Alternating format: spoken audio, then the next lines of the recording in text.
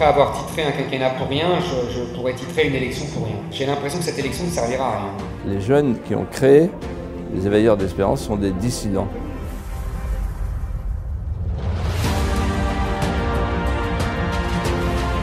Un éveil aussi pour la jeunesse. Et il met des mots, mots TS sur ce que je sens aussi, donc c'est parfait.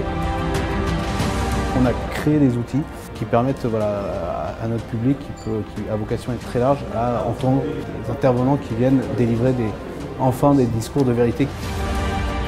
Merci beaucoup à vous, en fait. C'est en plein dans le débat du moment, donc c'est une super occasion et opportunité que vous nous offrez quand on vient ici. Merci beaucoup.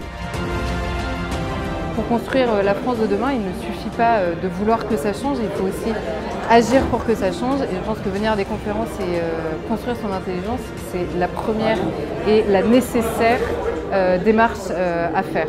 Si la France redevient la France, si elle retrouve le mystère de ses souffrances et de ses grandeurs à travers un roman d'amour, alors tout est possible et la France, redevenant la France, sera regardée par le monde comme la puissance de référence. Il était hyper convaincant. Une solution pour sortir des problèmes dans lesquels nous sommes, ça pour moi c'est très important. Philippe de Villiers, qui est un orateur quand même hors pair, fait de la métapolitique.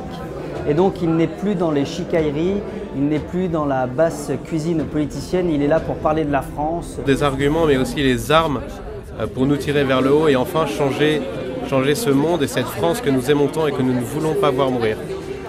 Quand on arrive à allier à la fois l'identité, les convictions, la solidité, puis en même temps l'ouverture au monde, on peut arriver à redresser la France. Le phénomène d'Emmanuel Macron, c'est le retour, je dirais d'une certaine manière, de l'unité intellectuelle du libéralisme, avec un libéralisme sociétal qui était resté à gauche et un libéralisme économique qui avait glissé sur la droite du spectre politique, mais qui est en train de reglisser à nouveau à l'inverse. J'ai le sentiment d'une réalité idéologique et sociologique qui bute contre une réalité politique.